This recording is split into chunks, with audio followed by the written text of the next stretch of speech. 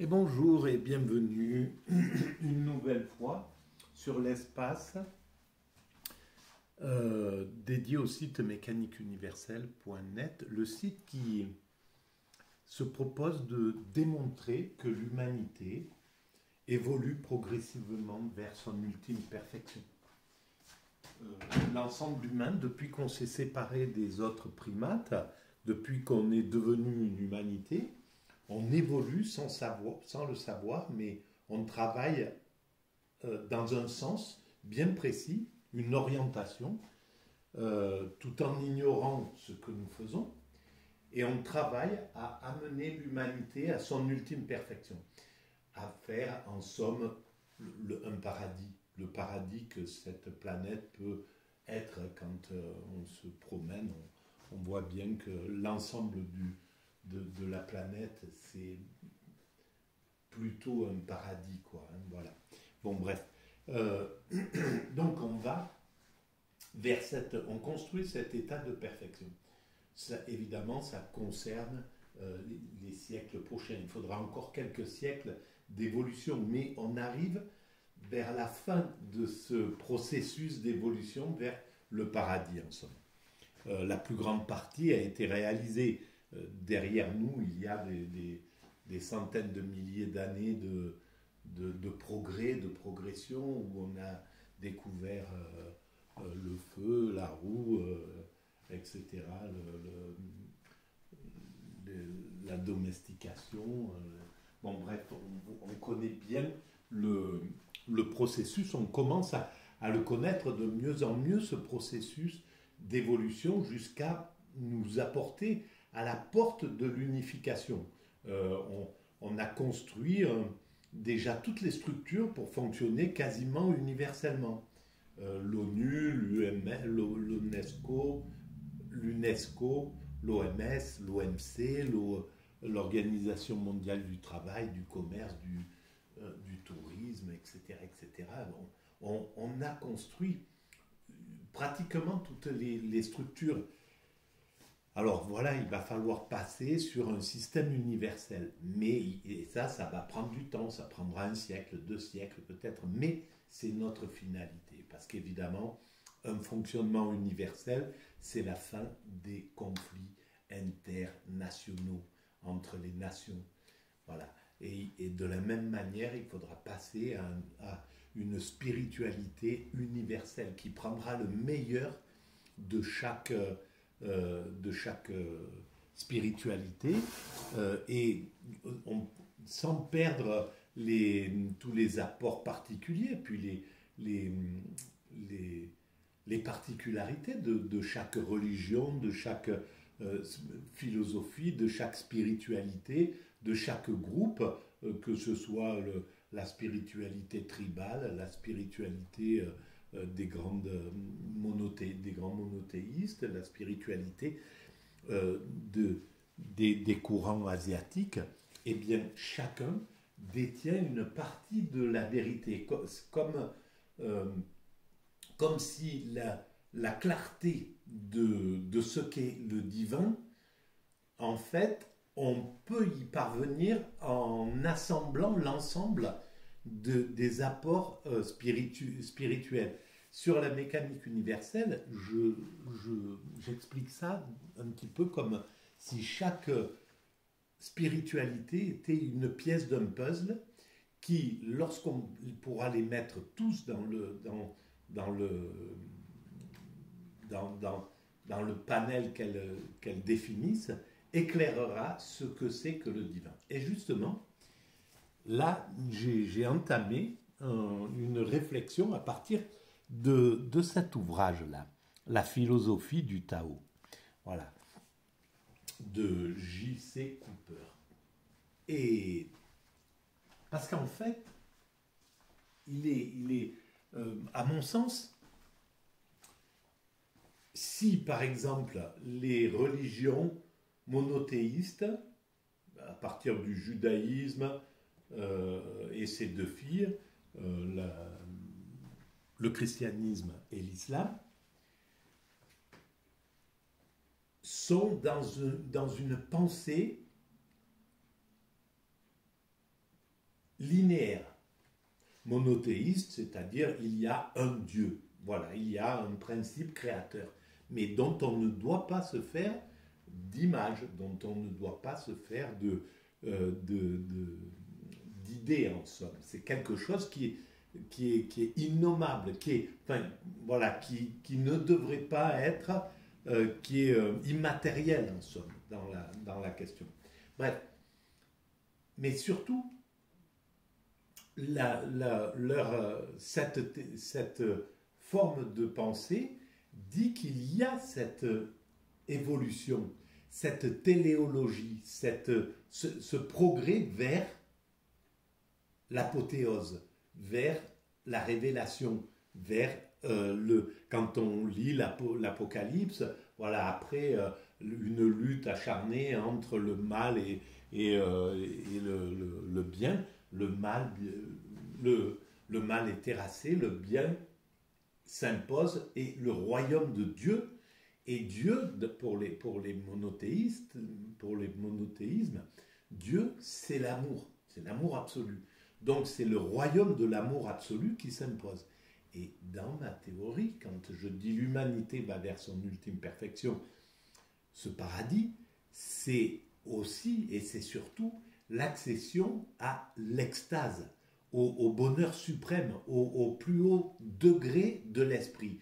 Ce que les monothéismes appellent extase, on le retrouve, cette quête, par exemple, dans l'islam, dans le soufisme, les soufis cherchent à atteindre cet état-là, qui est un état de fusion avec le principe créateur, avec cet X, cet inconnu, qui est à l'origine de l'univers. Dans cet état, les expérimentateurs de l'extase, les soufis, depuis 1300 ans, nous disent que dans cet état-là, on est en fusion avec le divin. On devient le divin. On incarne la divinité, en somme. Ça, c'est pour cette vision, donc, linéaire de la chose. Mais qu'est-ce que c'est que ce divin? Eh bien, c'est l'autre versant des grandes religions, c'est-à-dire le côté où on retrouve à peu près la même chose. On retrouve, et c'est ça qui est extraordinaire quand on regarde, quand on pense quand on regarde l'humanité par-dessus, dans son ensemble, on découvre des choses incroyables. Et j'ai découvert que de l'autre côté, c'était à peu près similaire. On a une mère qui est l'hindouisme, et puis des filles qui sont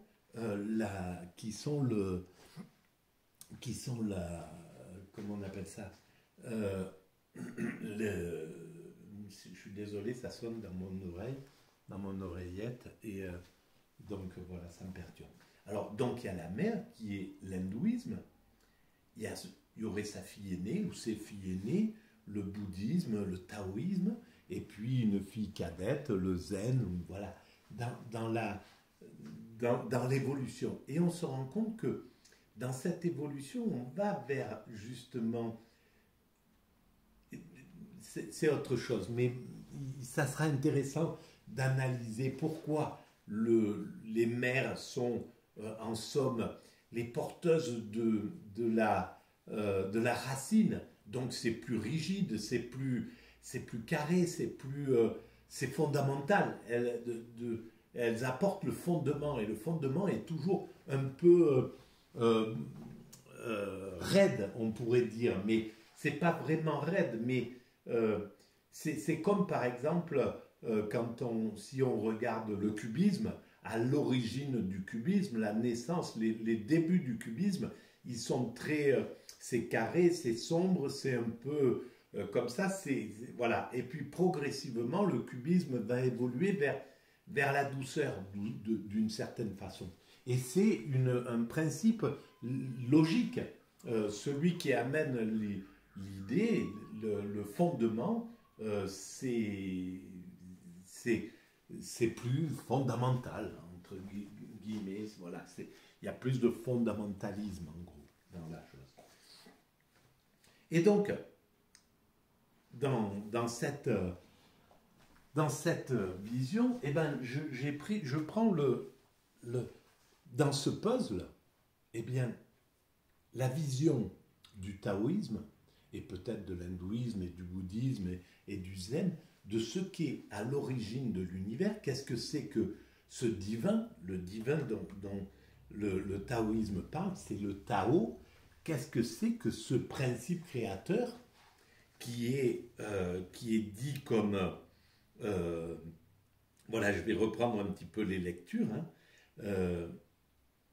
Le taoïsme, le Tao Te King, le Tao n'est pas... Alors, où est-ce que je pourrais aller lire ce que j'avais... Ben, c'était ce que j'avais lu hier.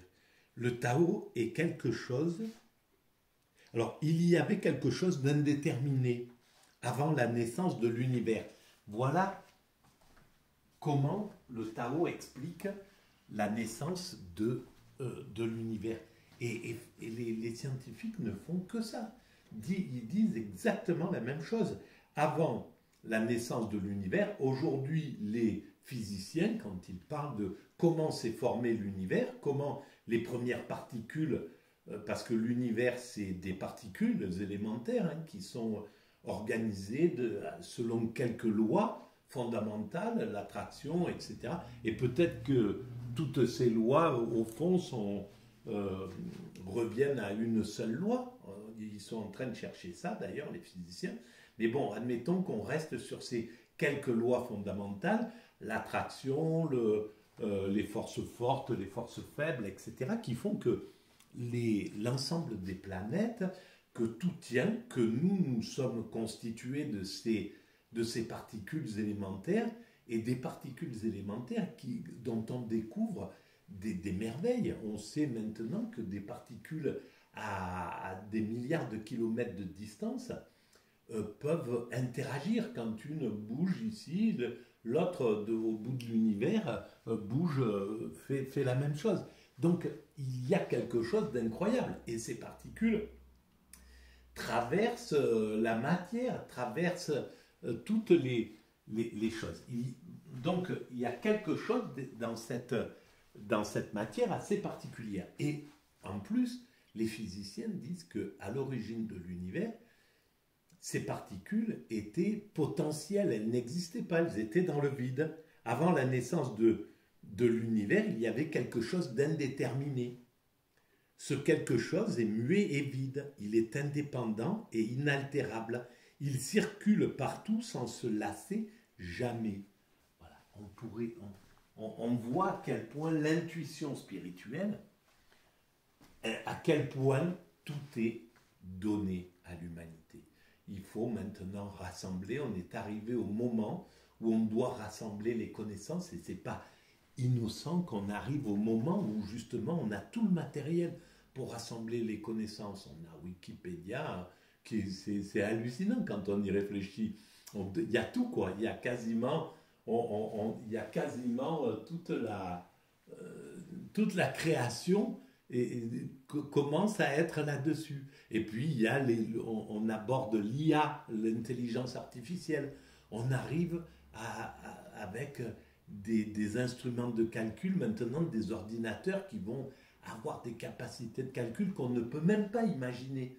Donc, on est arrivé au moment où on peut rassembler toutes ces connaissances pour comprendre ce qui se passe. Et évidemment, ça prendra peut-être 1 siècle, 2 siècles, 3 siècles, mais l'humanité comprendra pourquoi elle est là, pourquoi nous allons vers cet état de perfection, pourquoi, qu'est-ce qui a créé cet univers, donc ce Tao, qu'est-ce que c'est que ce Tao, etc., etc. Et alors, je vais lire un petit peu des petits passages de ce Tao, et puis je les commente. Je le découvre en même temps que vous. Alors,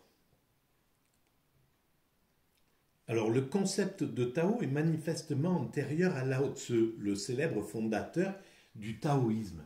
Parfois, on en attribue la paternité première au légendaire empereur jaune Huangdi, 2700 avant Jésus-Christ. Donc là, on est avec des civilisations que nos civilisations, que les Américains, qui sont des ados en crise d'adolescence, hein, et qui rejettent les civilisations premières, l'Inde, le Japon, enfin, voilà, les aborigènes, l'Afrique, etc. Ils les prennent de haut comme un enfant, comme un adolescent qui dit à son père, tu m'énerves, tu comprends rien, c'est moi qui j'ai la science infuse, il faut tout casser, il faut remettre tout dans ce truc, ta religion c'est des conneries, c'est moi qui ai raison, etc. Et qui, à la sortie de sa crise d'adolescence, va pouvoir, et j'espère que c'est maintenant qu'on rentre dedans, va pouvoir revenir et dire, ah ben écoute, j'aurais dû t'écouter, franchement, explique-moi un petit peu comment toi tu vois la vie. Voilà, on va commencer à aller interroger les hindous, interroger les Indiens d'Amérique, interroger les Africains, interroger les Chinois, interroger, voilà, aller retourner aux sources. Et pour l'instant, ces pères-là, hein, ces vieux pères, sont très tolérants avec ce fils, cet adolescent américain qui bouge tout, qui roule à 100 à l'heure, qui veut tout, voilà, enfin, qui fait les 400 coups. Et si on remarque bien, ben, même les Chinois sont d'une tolérance incroyable devant les coups de trucs. Et c'est vraiment superbe, quoi, à voir. Alors, on y va. Là, par exemple, certains... Alors, l'ultime réalité, on va partir de là. Or, Lao Tzu ne voyait à ce terme qu'un sens métaphorique au Tao. Pour lui, Tao, c'est la cause première transcendante. La cause première transcendante, c'est ce qui met en œuvre cette chose-là. L'unité primordiale, le principe ineffable dont on ne peut pas parler, hors de l'atteinte du temps et de l'espace. C'est exactement ce que disent c'est exactement ce que disent les scientifiques. Avant, l'espace et le temps a été constitué à un certain moment. À partir de ce qu'on appelle le Big Bang, l'espace et le temps arrivent là, naissent là. Ils prennent vie à ce moment-là. Avant, il n'y a pas ça. Donc, c'est quelque chose, effectivement, qui est hors de l'atteinte du temps et de l'espace. Donc, on peut imaginer l'intuition inouïe de cette spiritualité du taoïsme. Le principe qui précède le ciel et la terre, qui crée le monde sans être diminué par lui, qui le nourrit et le régit. Qu'est-ce qui nourrit ce monde? Ben, c'est les particules élémentaires. C'est la vibration de ces particules élémentaires qui fait que ce monde tient, il est nourri, il existe parce que il y a des particules qui tournent autour d'un noyau et qui donnent l'illusion de cette matière. Sinon, ça ne tient pas. Donc c'est la description du divin, c'est la description du principe créatif, qui crée le monde sans être diminué par lui, parce qu'il ne perd rien, les particules élémentaires disparaissent jamais. C'est là, et c'est pourquoi nous, dans notre vie, on passe à autre chose, très certainement. C'est ce que je pense, et les spiritualités, il faudra bien les écouter, parce qu'il n'y a pas que sur l'idée il n'y a pas que sur l'idée de la matière qu'elles ont ces intuitions fulgurantes. Il y a aussi le fait que, il y a la résurrection, l'idée de la résurrection, donc de passer dans une autre dimension. Il y a l'idée des cycles de réincarnation, etc., qui sont des deux côtés, on retrouve cette chose-là. Dans les civilisations premières, on va rejoindre l'endroit des ancêtres, etc. Donc, et c'est loin d'être aussi absurde que ce que les matérialistes veulent nous faire penser, parce que les matérialistes, ils Ils croient dur comme fer que la matière, c'est la matière. Les physiciens, pourtant, leur disent, c'est pas ça, c'est pas... vous vous illusionnez dans ce matérialisme forcené. Et bien pourtant, ils sont dans ce mécanisme-là. Donc je pense que l'intelligence des athées, des matérialistes, est largement surestimée. Et évidemment, quand on regarde le monde et qu'on reste à ce niveau-là, qu'on ne se pose pas de questions, on ne peut pas imaginer la transcendance. On ne peut pas imaginer qu'il y a autre chose, que ce monde est autre chose que ce qu'on voit de dur, que c'est autre chose que de la pierre, que de la ferraille, que ci, que ça. On ne peut pas l'interpréter si on reste... Depuis qu'on nous a sortis du spirituel, mais il fallait le faire, c'était une évolution logique. On retournera au spirituel, on y retourne, mais il fallait à un certain moment perdre le spirituel pour stimuler justement le matériel et stimuler la science, stimuler les choses comme ça. Mais c'est quelque chose qu'on reviendra à mon sens. Alors, on l'appelle aussi l'absolu, l'ultime réalité, l'innommable, la porte d'accès à tous les mystères. Donc il y a une porte d'accès à tous les mystères. Donc cette porte, elle sera franchie. C'est ça l'intérêt. L'ordre cosmique, et c'est l'ordre cosmique, c'est ces règles-là qui sont à l'intérieur de cette immatérialité qui compose la matière et qui fait que tout tient, que l'ordre, qu'il y a un ordre, que les atomes tiennent, que les choses sont constituées et que tout existe tel que c'est fait. Certains l'assimilent à l'Atman des hindouistes. Voilà, c'est la même chose, on retrouve ça évidemment. D'autres à la quiddité des bouddhistes.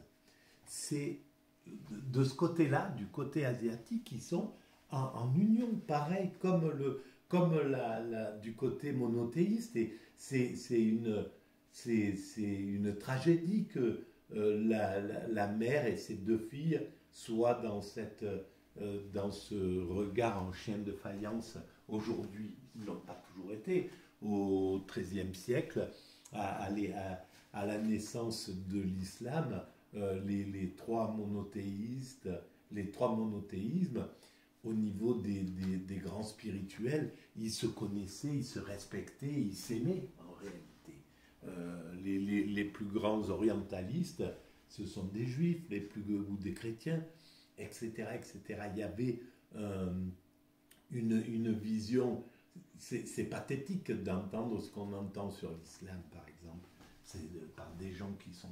Et même des gens instruits, qui peuvent être des écrivains, des philosophes, qui arrivent à prendre les mots au pied de la lettre pour démonter quelque chose, sans comprendre qu'il s'agit de métaphores et sans pouvoir s'élever au niveau de la complexité de la métaphore, etc., etc. Voilà. En même temps, on regarde sur Arte, là, il y a des choses un peu dramatiques, mais on voit bien à quel point le monde, c'est un paradis, quoi, et qu'on va vers ce paradis. Bon, d'autres à l'insu des kabbalistes, ou à la morale hellénique. En bref, à tout ce qui est en soi et par soi, échappant à toutes les qualités et tous les attributs imaginables et qui, de ce fait, n'est ni exprimable ni définissable. Pour citer les termes même du Tao Te Ching, le Tao qu'on nomme n'est pas l'éternel Tao, le nom qu'on définit n'est pas le nom immuable. C'est que des termes, c'est que des mots, mais on voit bien à quel point tout ça doit être dépassé, même ça n'a pas de réalité en somme. Tout ça, c'est des constructions. C'est ce qui nous sert à construire l'humanité. On dit ça, Dieu est amour, mais amour, et on dit Dieu, et Dieu, c'est un terme qui nous facilite une compréhension. Alors il nous a facilité la compréhension pendant longtemps, et puis maintenant il dessert un peu la compréhension. Il faudra le dépasser ou le remettre au goût du jour, on va dire. Mais ce sont que des termes en fait qui définissent quelque chose qu'on ne comprend pas. Tout simplement, c'est cet immatériel, comment l'appeler, on est limité malheureusement. Et on est limité parce que l'esprit ne peut pas comprendre cette chose-là. Par contre, l'extase permet de comprendre qu'on est en fusion avec cette chose-là. Mais on le comprend dans notre chair, ce n'est pas une compréhension intellectuelle. Quand on est en état d'extase, on ne voit pas Dieu se balader devant nos yeux ou quoi que ce soit, si on n'a pas une pathologie particulière. Mais par contre, on sent qu'on est au contact de cette puissance, de cette force. Voilà pourquoi nous allons vers l'extase. Ou ceux de Chuang-Tzu. Alors, les termes de Chuang-Tzu. Le mot de Tao n'est après tout qu'une commodité de langage, car le principe qu'il sous-tend transcende le monde concret. Voilà, tout est dit dans cette... Et il y a des milliers d'années, faut halluciner quand même. C'est incroyable au niveau de la puissance de la pensée. Il peut être transmis mais non saisi, appréhendé mais pas vu.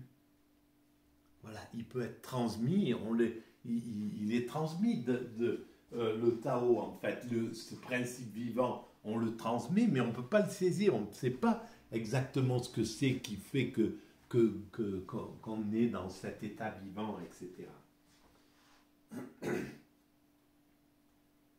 Appréhendé mais pas vu. Il peut être appréhendé dans l'extase. On l'appréhende mais on ne le voit pas. Mais on appréhende, on incarne ce divin et pourtant on ne le voit pas. Avant que le ciel et la terre fussent, il existait immuable. Donc il est immuable parce qu'en définitive, il n'avait pas besoin de muer. Le muable, c'est la création. C'est pour ça que dans la création, il y a le temps et il y a l'expansion et il y a l'évolution dans le vivant. C'est muable, c'est ce qui bouge derrière. Mais à l'origine, avant tout ça, ce qui a mis en œuvre cette chose-là était immuable. Et c'est compris. Alors, on ne sait pas quelle forme ça a dans cette invisibilité, mais on le saura sans doute un jour. Mais pour l'instant, on n'en sait rien. Il transcende les régions du zénith, mais n'est pas haut. Il est antérieur au ciel et à la terre. Voilà, il est au ciel, mais il est en même temps dans chaque particule qui nous constitue et qui constitue tout ce qui est autour de nous. Il est dans l'air, dans chaque particule qui constitue l'air, et en même temps, il est au zénith, parce qu'il était à la création de l'univers. Il est tout au bout de la création, au plus haut qu'on remonte avec nos microscopes, pas nos microscopes, mais nos télescopes. Ben on commence à approcher quelques millénaires après le Big Bang, et on avance vers ce zénith.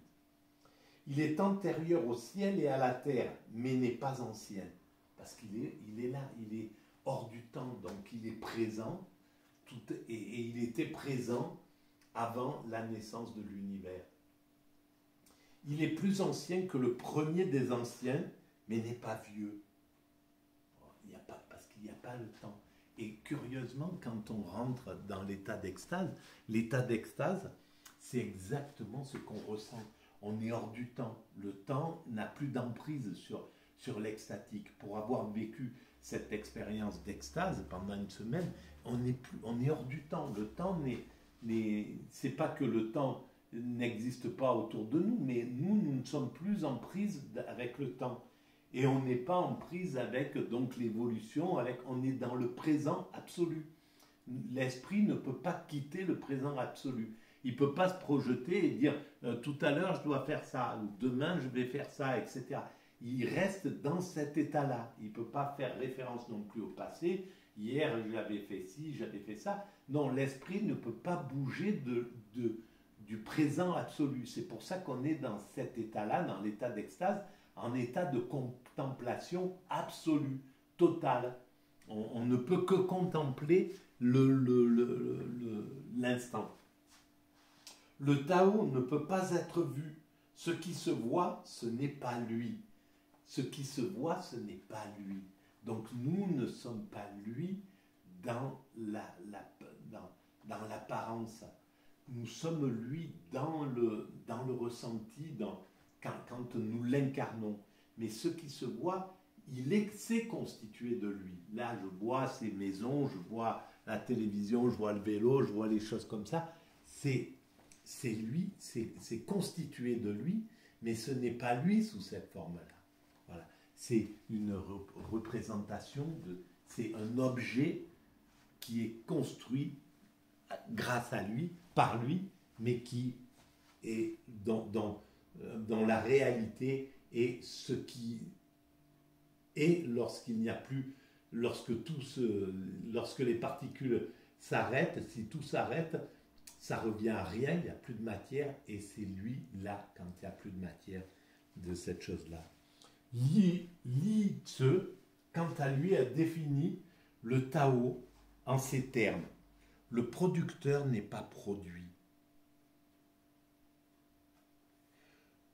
Donc le producteur, il n'est pas... Voilà, ce qui a produit la Terre, ce qui a produit l'univers, n'est pas produit.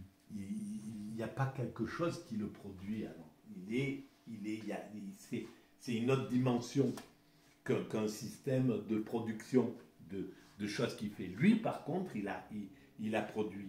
Il est producteur, mais il n'est pas produit.